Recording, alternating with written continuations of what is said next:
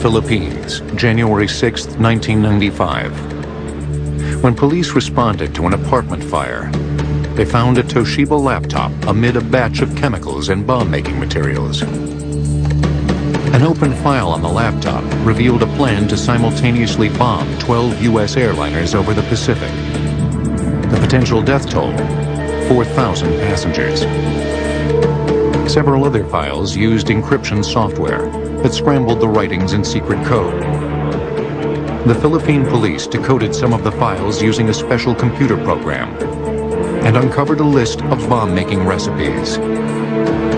All the evidence pointed to the most hunted terrorist in the world, Ramzi Youssef, wanted for his involvement in the World Trade Center bombing. Youssef's plots were stopped, and he was in U.S. custody within 6 weeks. It was a major victory for international law enforcement and revealed the importance of cryptology, the science of making and breaking secret codes. To trace the development of codes is to uncover the very fabric of civilization. Once a culture reaches a level of sophistication in literacy, science, and language, the demand for secret symbolic communication flourishes. I think codes go back probably as far as there is language.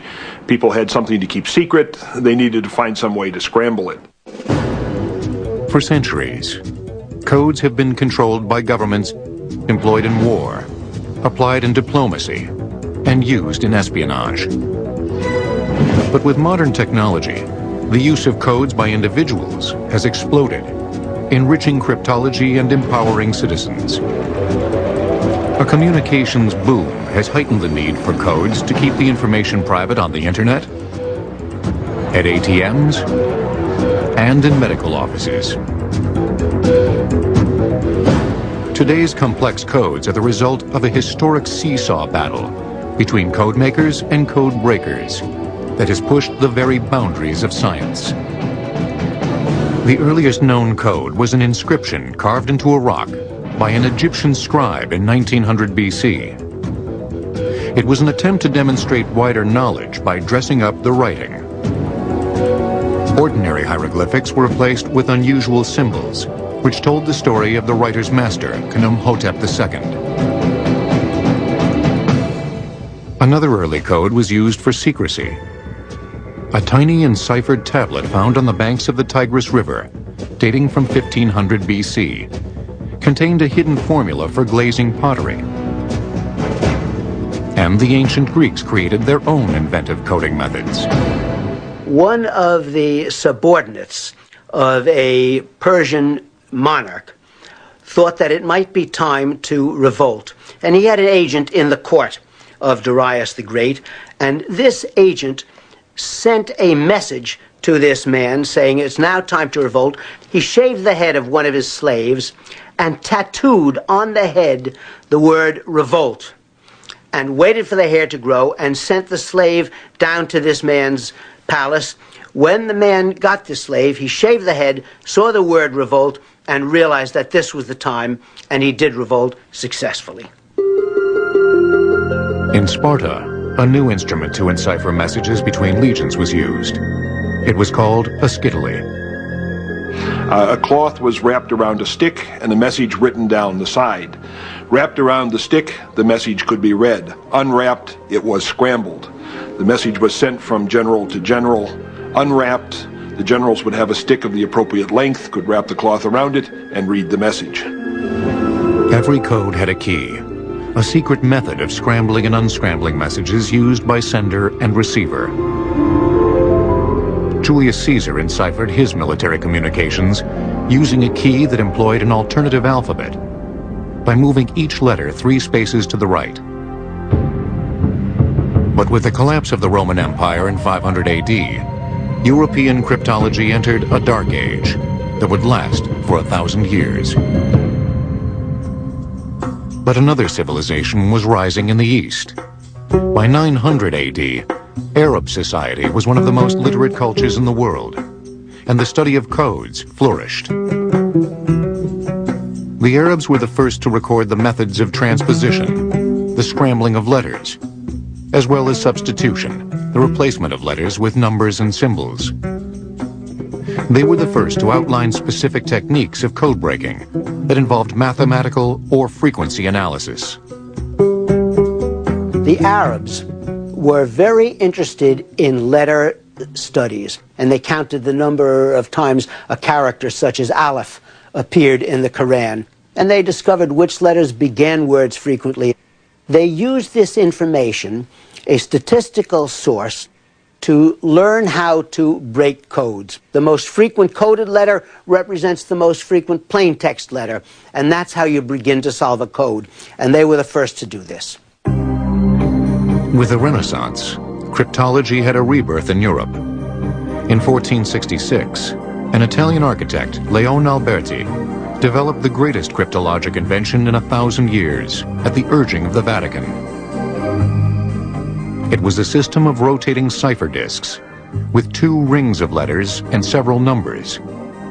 By scrambling so many letters randomly, it was the first to challenge the Arab code-breaking method of frequency analysis. Previous systems just replaced A with D, only one at a time. The Alberti cipher disk used a disk in which these letter combinations could be changed from time to time, and as a consequence, A would be represented not by only one letter, but by many letters. This was called polyalphabetic, many alphabet substitution, and it was the basis for many modern cipher systems. A French diplomat, Blaise de Vigenère, improved the Alberti system in 1586 by creating a grid of 26 cipher alphabets, each shifted 1 over from the last. By use of a key word, encoding and decoding communications using Vigenère's square could be calculated on a sheet of paper instead of having to carry a disk. Unfortunately, Mary, Queen of Scots, did not employ this new development. Beginning in 1568, Mary was imprisoned by her cousin, Queen Elizabeth I of England. In 1586, a group of Catholics sought to rescue Mary and put her on England's throne after assassinating Elizabeth. Her rescuers communicated with Mary through secret coded letters.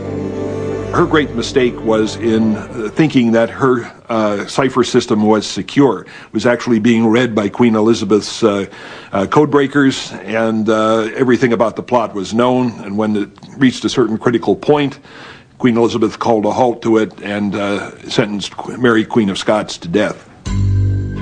By the 1700s, each European power had its own black chamber, a nerve center for deciphering messages and gathering intelligence. But the real revolution in cryptology was just ahead. Telegraph, for the first time, made it possible to send messages quickly over long distances. In fact, it made the United States a continental power by increasing its communications power. It also raised the necessity for cryptology. In 1844, Samuel Morse invented Morse code, a series of electrical dots and dashes to communicate over the telegraph. Because the code was public and messages could be easily intercepted, the need for new secret codes became acute. But the telegraph paled in comparison to the communication industry's next scientific development, one that revolutionized codes and was used with murderous impact in the 20th century. Secret flag signals were used extensively on the battlefield in the American Civil War. Codes will return on Modern Marvels. At the dawn of the 20th century, an Italian physicist, Guglielmo Marconi, changed the world of codes forever. Marconi's invention harnessed radio waves as a new method of communication. The result was an instantaneous transmission of messages across long distances. The invention of the radio was the most important single event in the history of codes and ciphers. Radio had the great effect of facilitating communications. You don't have to lay wire or anything like that. You can just go out with a radio post and communicate. But it has the great disadvantage of turning over to the enemy every message that you send. So this means you have to put into code every message that you send. So it stimulated enormously the great growth of codes and ciphers. The ramifications of this new invention were not lost upon the generals. Radio allowed quick communication with field divisions and a more rapid, mobile form of warfare. Radio messages were enciphered and sent in Morse code across the airwaves. But radio transmission revealed every cryptogram it conveyed. It furnished a constant and massive stream of intercepts to the enemy. With the outbreak of World War I, the need for new codes and code breakers sharply escalated. A global battle of secret communications had begun. On August 5, 1914, British divers from the ship Telconia severed German cable lines in the North Atlantic. It appears their idea was simply to make things more difficult for the Germans, but it had the payoff of forcing a great deal of traffic that would have gone by cable onto radio. And so it resulted in really a flood of intercepts coming in that otherwise wouldn't have been available. Once intercepted, messages were sent to Room 40, the cryptanalysis section of the British Admiralty. Room 40 might be the prototype of modern cryptanalytic organizations. They recruited mathematicians, linguists, chess masters, anybody who was good at puzzle solving. In September 1914, Britain received one of the greatest gifts in the history of cryptology. Her allies, the Russians, captured the German cruiser Magdeburg in the Baltic and a book of Germany's main naval code. They promptly turned the codebook over to Room 40, allowing Britain to break German naval messages and bottle up Germany's battleships for the duration of the war. Code breaking had transformed modern combat. Being able to read the German naval signals often almost instantaneously was something that simply hadn't happened before in warfare. On the Eastern Front, cryptography, or lack of it, led to one of the most critical battles in World War I. In late August 1914, the Russians sent 2 armies into East Prussia in a pinchers movement to trap the Germans near the village of Tannenberg. The Germans were outmanned, but had the advantage of listening in on Russian radio communications. Due to the Russians' rudimentary and disorganized coding system, intercepts told the Germans that the Russian Southern Army was moving faster than its northern force. The Germans wheeled and destroyed the Russian Southern Army, capturing 100,000 prisoners, with an estimated 30,000 dead or missing. This was the first great defeat of the Russians in the war, and it started them on their long slide into ruin and revolution. The Russians did not, at World War I, have a good cipher system, and in part they lost the war because of it. But the greatest code-breaking event in the history of cryptology began on January 17, 1917. The British intercepted a telegram that was encrypted with the highest German diplomatic code, 0075. It was a mind-numbing system of 10,000 words and phrases attached to 1,000 numerical code groups. The secret message was from the German Foreign Minister, Arthur Zimmermann, to his ambassador in Washington, Johann von Bernstorff, for relay to Germany's ambassador to Mexico, Heinrich von Eckhardt. The telegram would be deciphered there and sent to Mexico's president, Venustiano Carranza. It was sent from Berlin to Washington, encrypted on the American undersea telegraph cable. The British intercepted it there, recognized its importance. It was in a new diplomatic system which the British had not yet broken. After receiving the message in the new 0075 code, von Bernstorff's office in Washington then made a fatal mistake. In Washington, they took this telegram out of the new diplomatic code book, re-encrypted it in the old diplomatic code book, and sent it to Mexico City on the telegraph. But the British had already broken the old code. The British intercepted that version as well, had versions to compare. Perhaps the silliest, most tragic error that a cryptographer can make. British cryptanalysts began to decipher the message in the old code, in painstaking chunks, constructing patterns using pencil and paper. Within days, they had it. As the meaning of Zimmerman's secret message began to emerge, the import was stunning.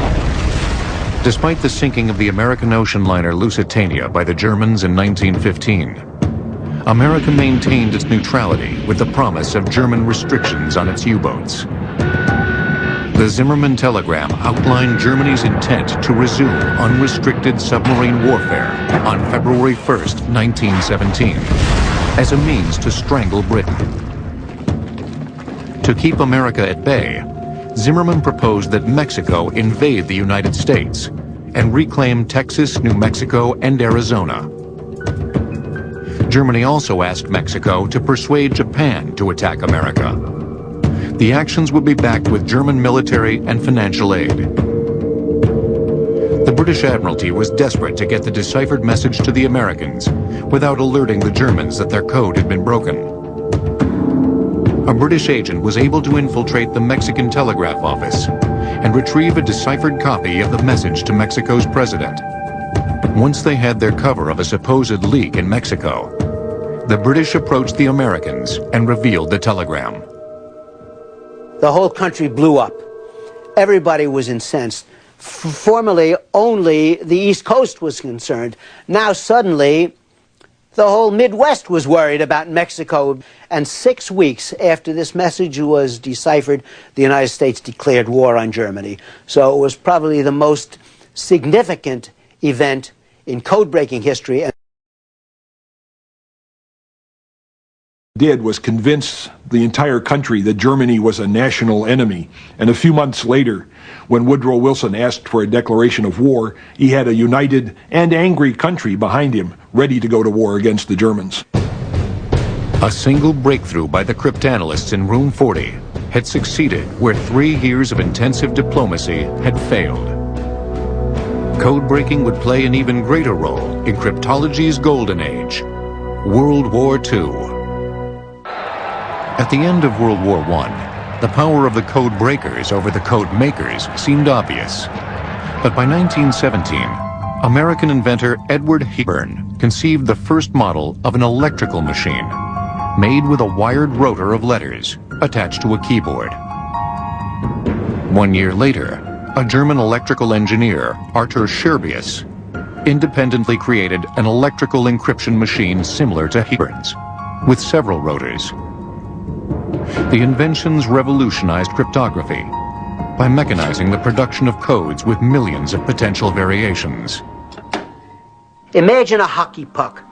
26 electrical contacts on one side, 26 electrical contacts on the other side, wired at random. You shoot an electrical current through into A. It comes out at Q, lights up a letter. Now this hockey puck turns one space. You shoot a current in again at A, now it's going to come out at X. And this continues to turn until you go through all 26 revolutions. And then, instead of just having one cipher machine, one cipher wheel next to another, you have several rotors next to another. By the mid-1920s, Scherbius was mass-producing his new model, called Enigma. Over the next 2 decades, he would sell more than 30,000 units to the German military that viewed it as a godsend. Meanwhile, the cryptology offices of the Allies had dwindled in personnel and quality. But Poland, because of its geographical vulnerability between Germany and Russia, was desperate for intelligence. The Poles set up a world-leading cryptanalyst bureau and hired a group of brilliant mathematicians. One of them was 23-year-old Marian Rejewski. What Rejewski realized was that if you have a machine that's based on rotors, there's certain mathematical relationships between the way it enciphers a letter in one position and the way it enciphers a letter in the next position in sequence. Even today, it's an astonishing accomplishment of what he did, was able to reconstruct the wiring of the rotors of an Enigma machine without ever having seen one.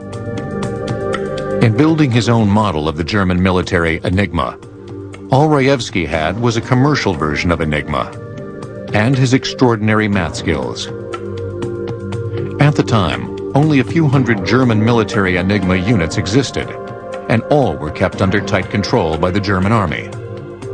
Then, in 1931, a German traitor, Hans Thilo Schmidt, supplied background information for using the Enigma machine which aided Rejewski's guesswork.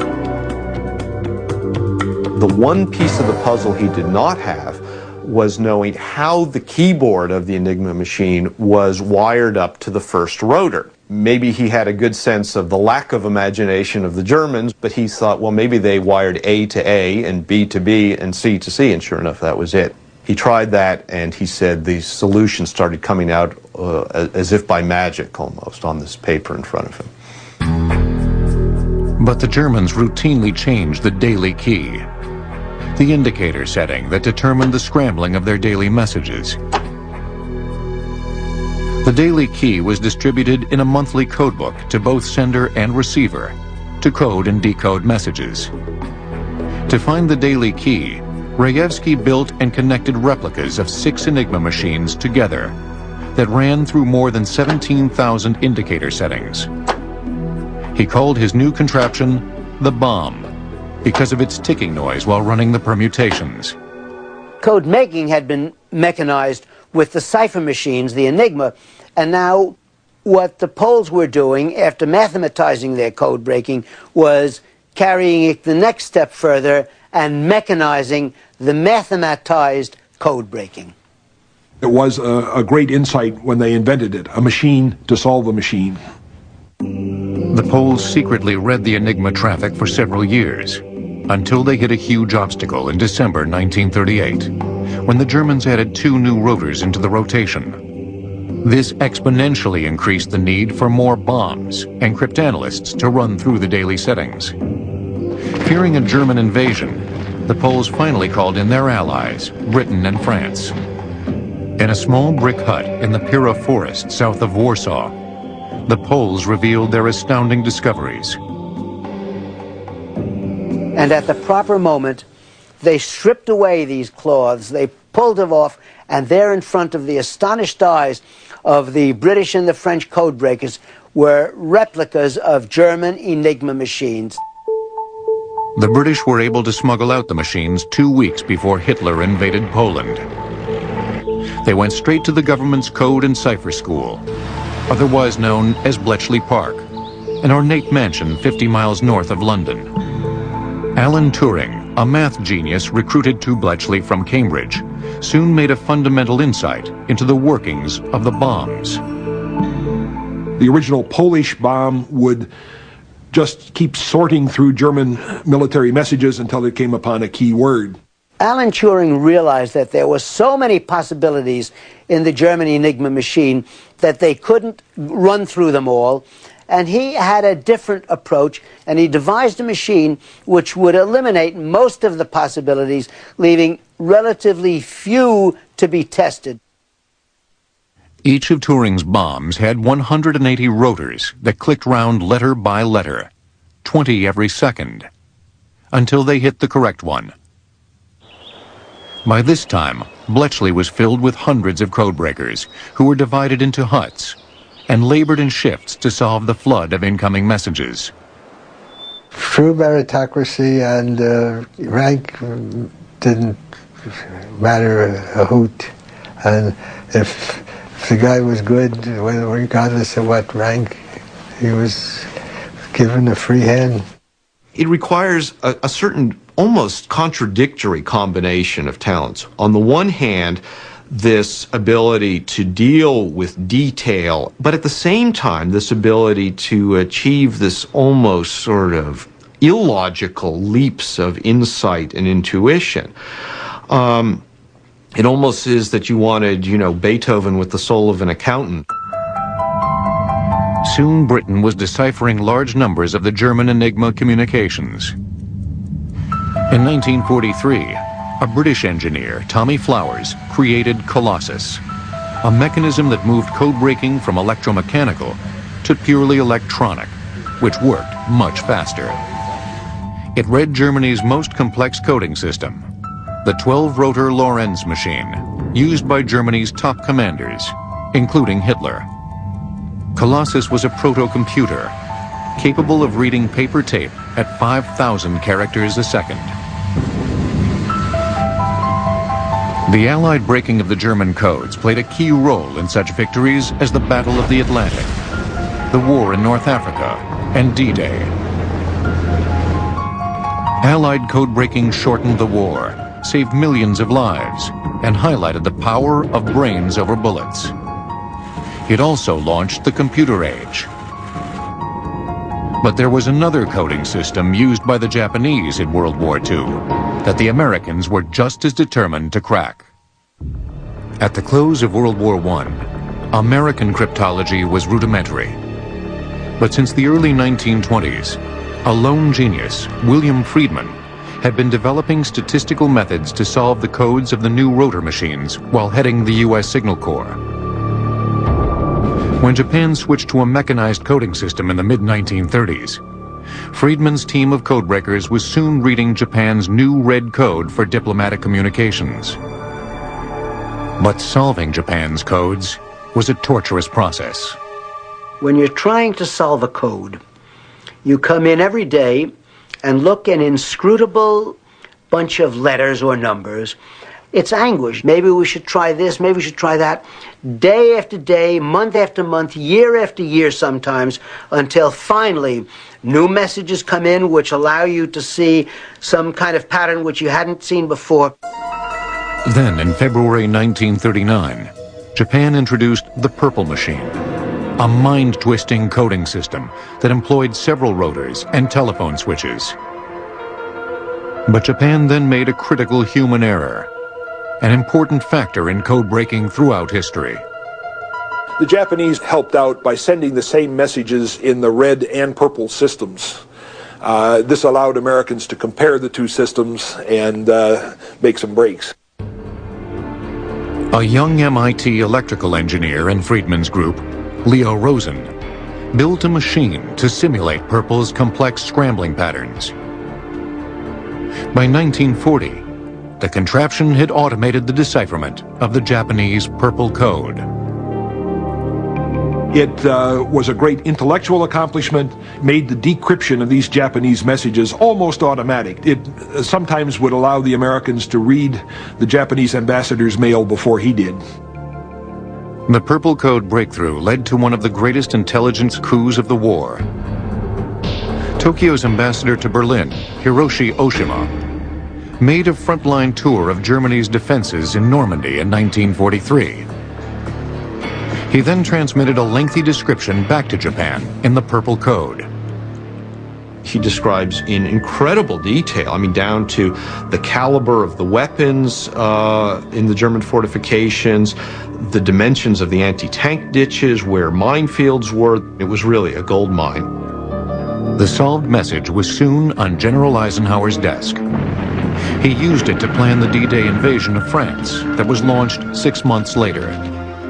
Though Purple had been cracked, America still worked desperately to solve the JN-25B code, Japan's secret naval communications.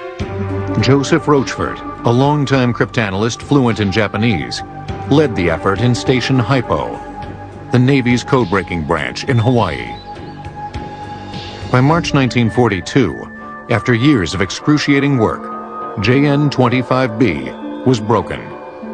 On May 14th, a Japanese message was decoded outlining a huge invasion force heading to AF. Rochefort and Admiral Chester Nimitz immediately believed AF was Midway, one of America's key outposts in the Pacific. But Washington believed it was the Aleutian Islands.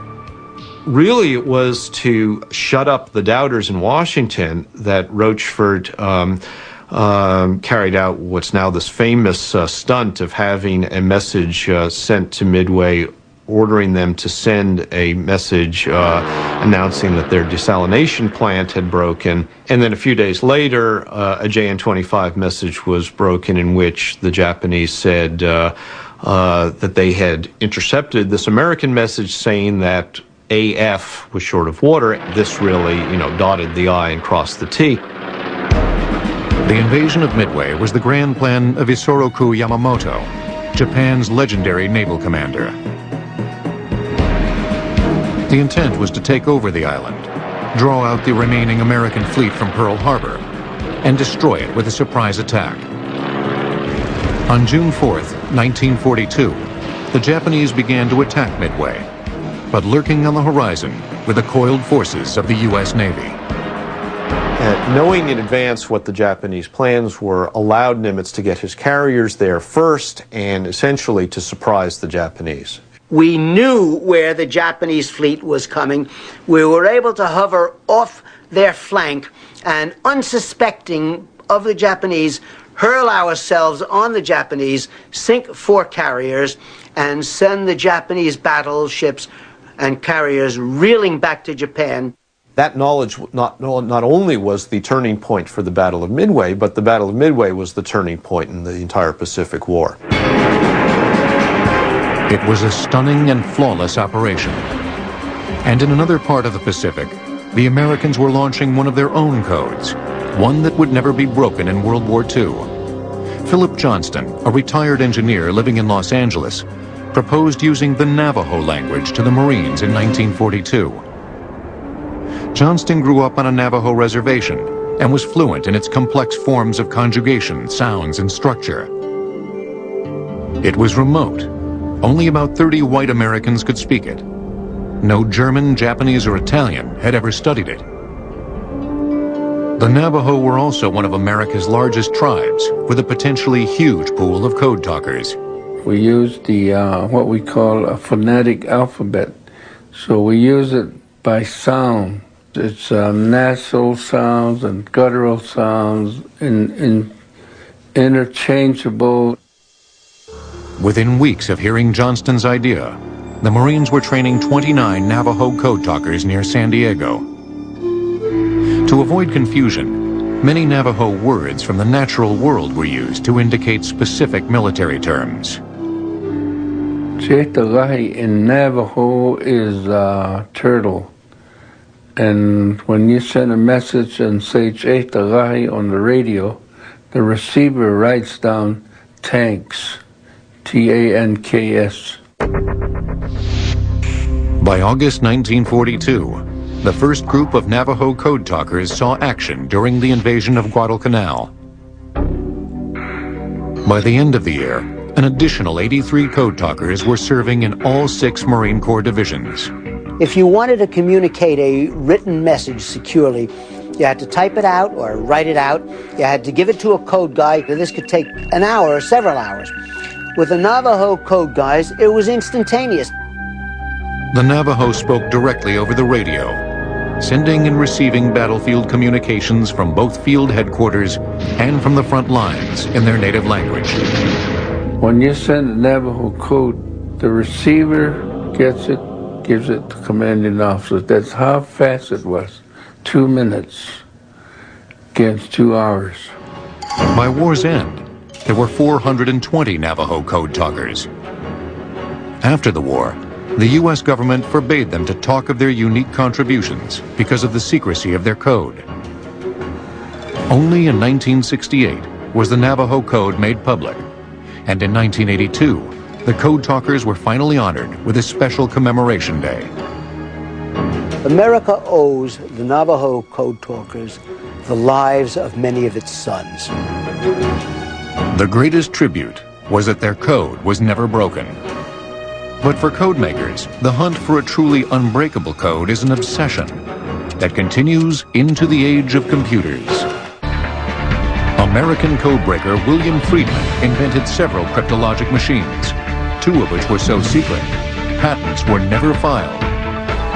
Codes will return on Modern Marvels. For centuries, governments had controlled cryptology. That would change with the modern age. Soon after World War II, computers began to create codes of almost infinite complexity. There's a rule of thumb in cryptography. If you double the number of combinations that the code makes, you have to square the number of combinations that the code breaker has to try. So one guy is going from 5 to 10, but the code breaker has to go from 5 to 25. It's much easier to make the number of combinations virtually impossible to test. But this new encryption was still only accessible to the government. In 1952, President Harry Truman founded the National Security Agency, the greatest collection of computer and cryptologic talent in the world. Its charge was to intercept and decrypt intelligence from all over the globe. By the 1970s, more businesses began using computers to encrypt communications.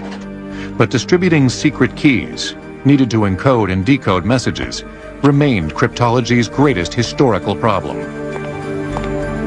Businesses had to physically fly couriers to dozens of distant offices to deliver the secret keys to avoid interception and to ensure absolute security.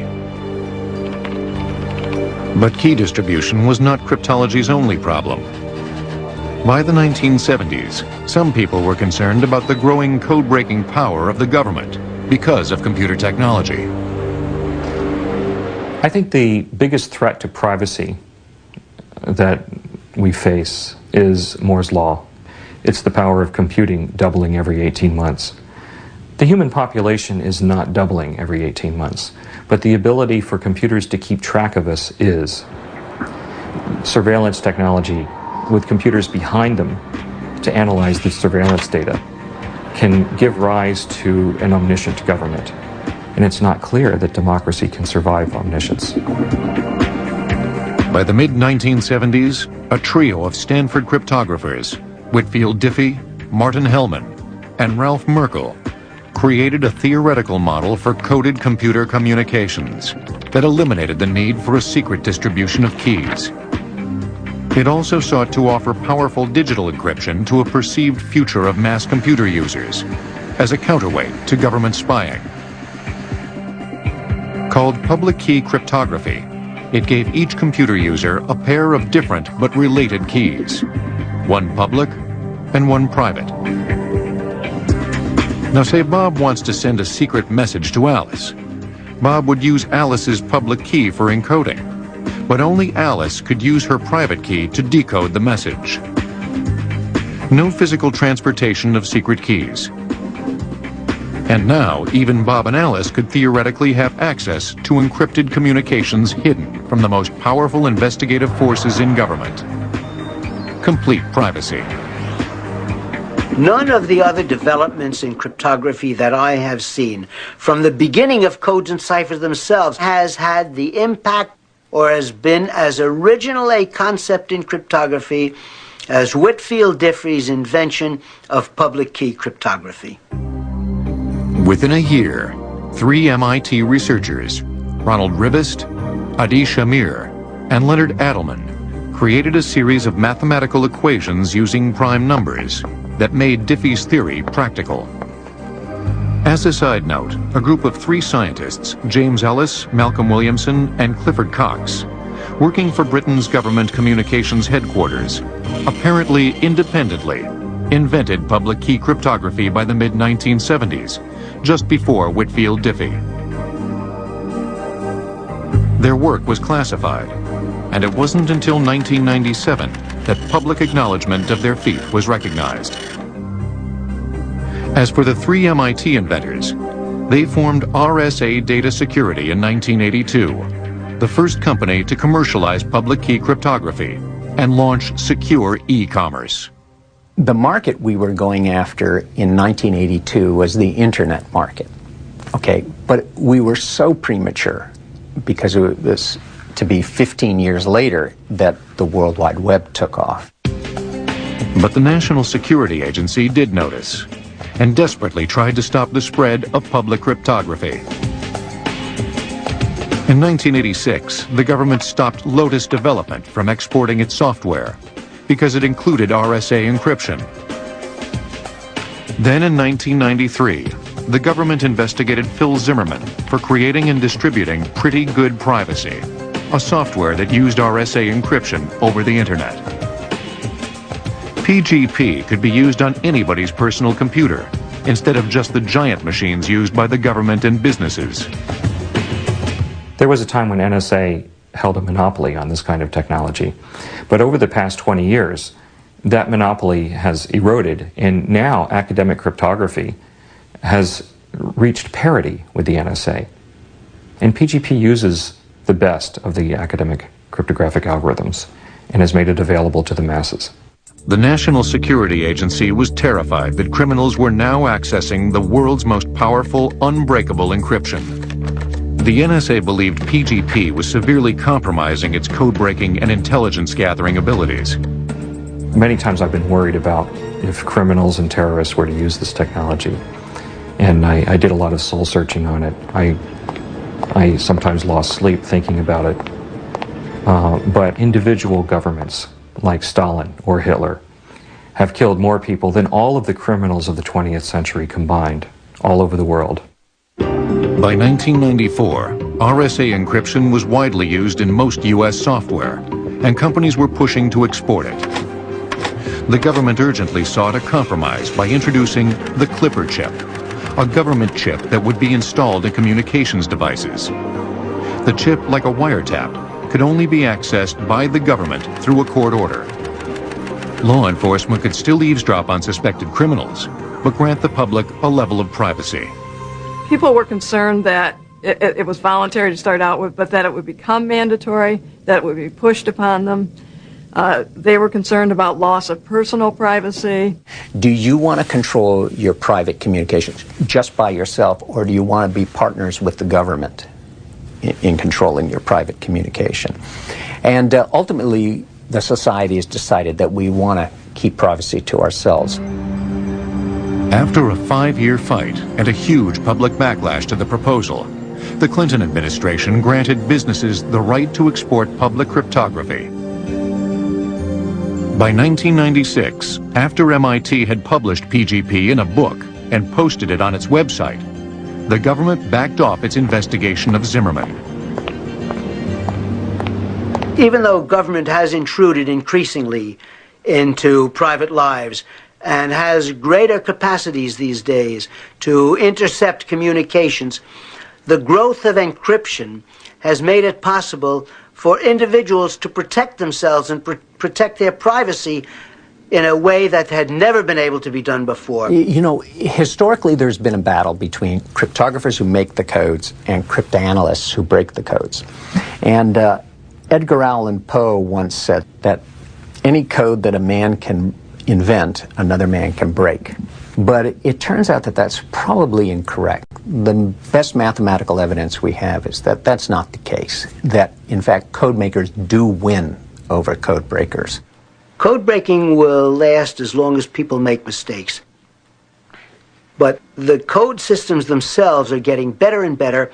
They can't be broken now if properly used.